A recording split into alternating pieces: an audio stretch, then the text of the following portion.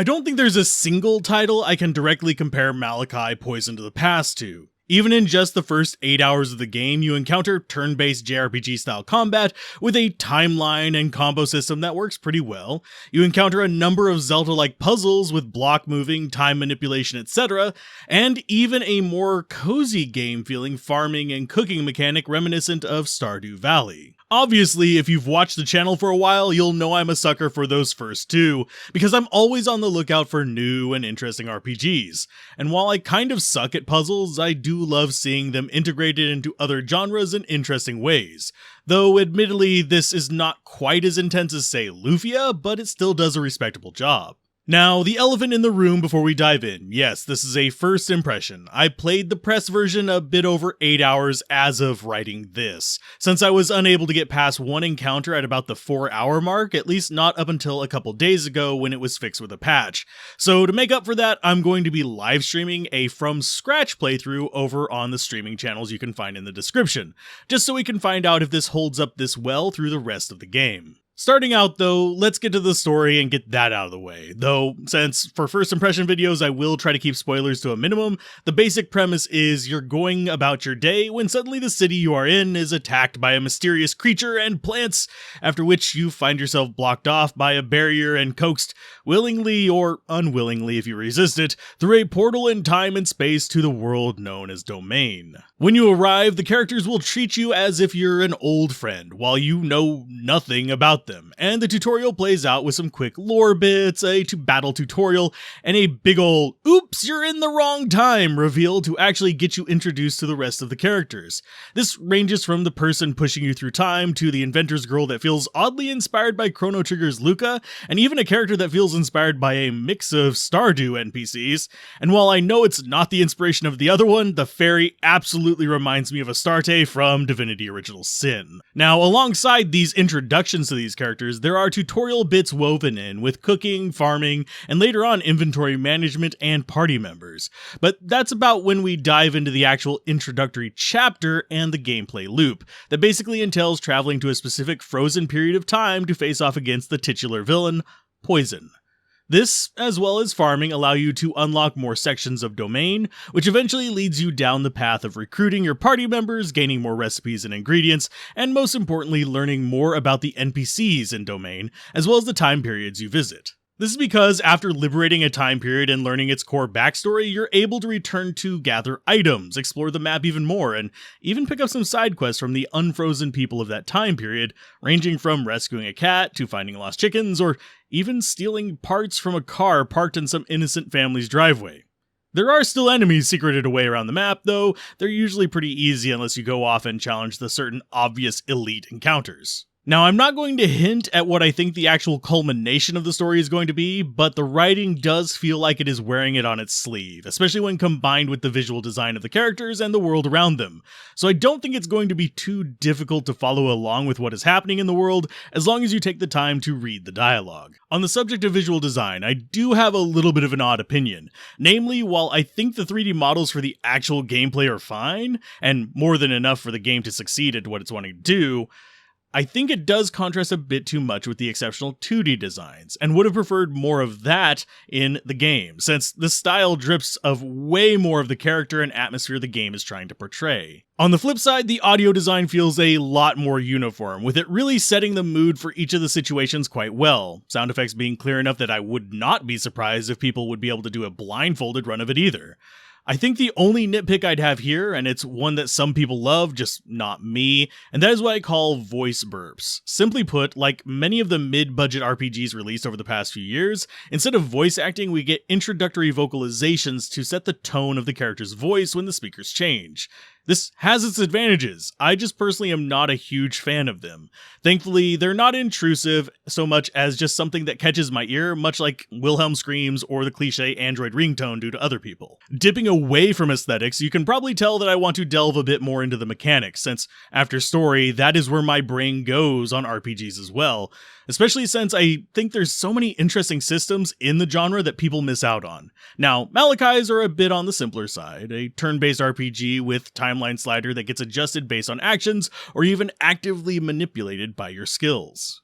In the beginning, this manipulation will be fairly minor, with you simply being able to slide one small span of time forward to adjust positioning, or even one step backwards to provide some healing and technique point regeneration.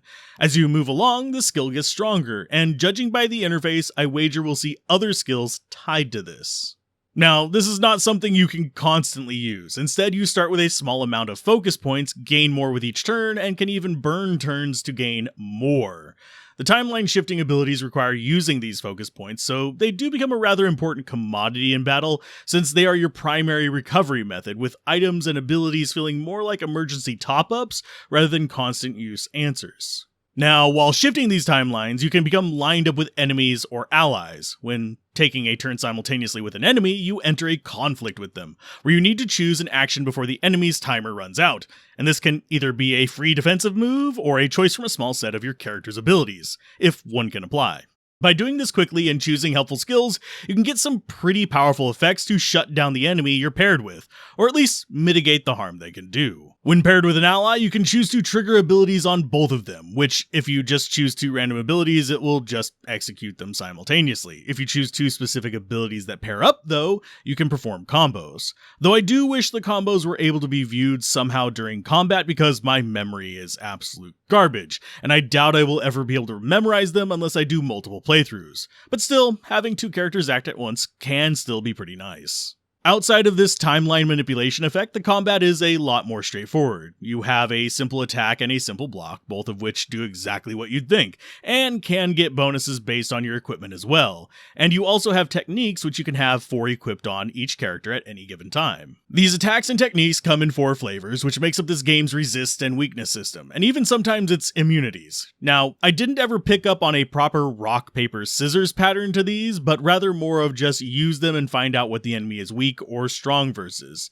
And once you know which element they are strong or weak versus, that information will show next to the enemy name. It is worth noting that while you get normal, kinetic, and techno damage types fairly early on, if you want to fish around for the nature resist status on all the enemies, it will be a while before you gain access to it. Though for the most part, it's not going to be that important of a damage type until after you get it, of course. Now, as far as the flow of the other areas, enemies are usually visible while time is frozen, since you and them are the only ones that can move. Though when time is flowing, enemies tend to be invisible, at least in the version that I tried.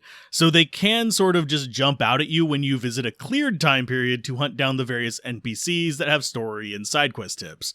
The only enemies visible when they are going to be in this real flow time are the elites, which show up with an eerie cloud and obvious threatening message when you approach them. The combat, while not super easy, especially on the serious encounters, is not unfairly punishing either, and the balance is maintained over the course of an area thanks to the passive recovery effect.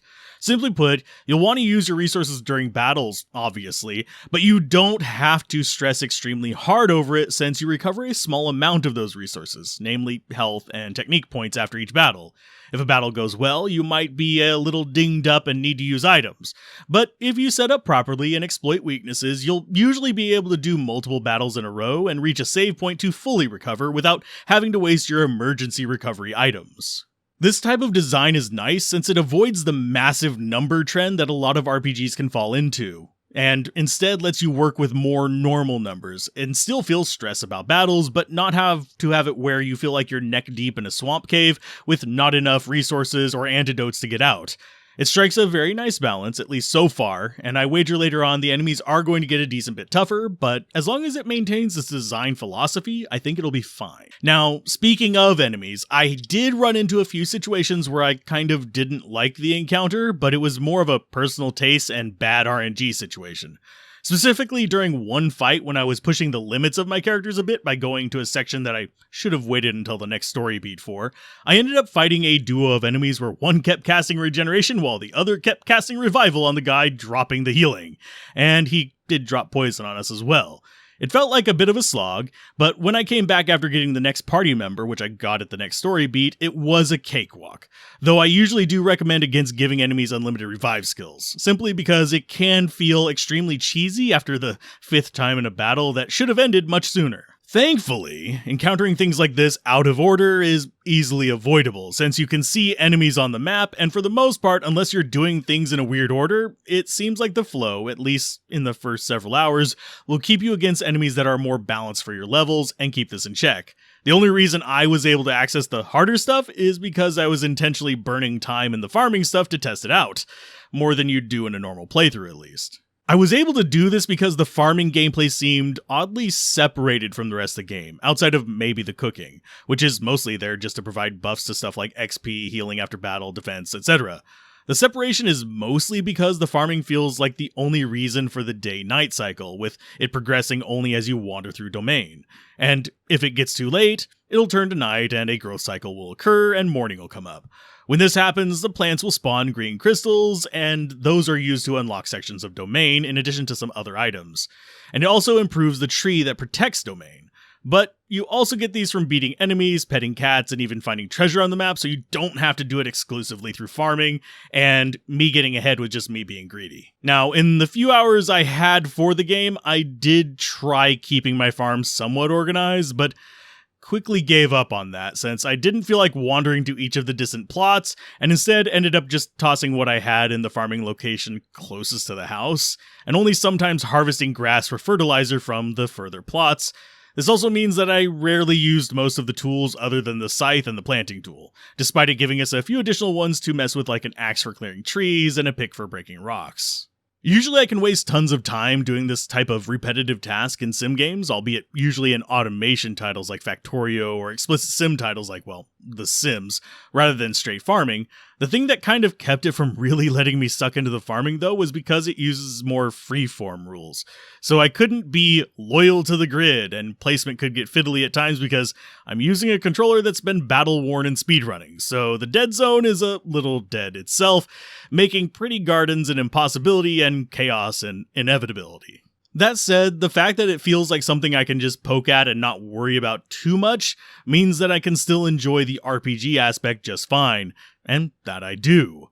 And with the fun monster designs, really cool 2D animations and profile pics, solid music, and decent battle systems, I can totally see myself going through the rest of the game to explore the story and later abilities, crafting equipment, and upgrades without too much trouble. So in the end, can I recommend this? If you're looking for a fun RPG that doesn't take itself too seriously while also remaining somewhat grounded, then absolutely. And I do think there are some things to be gleaned from this if you're looking to make an RPG yourself, and I am oddly looking forward to seeing what Blue Banshee, especially their art team, puts their talents towards in the future, since I really do love the 2D art style, though I have yet to read the Maliki comic since I only just discovered it while writing this script.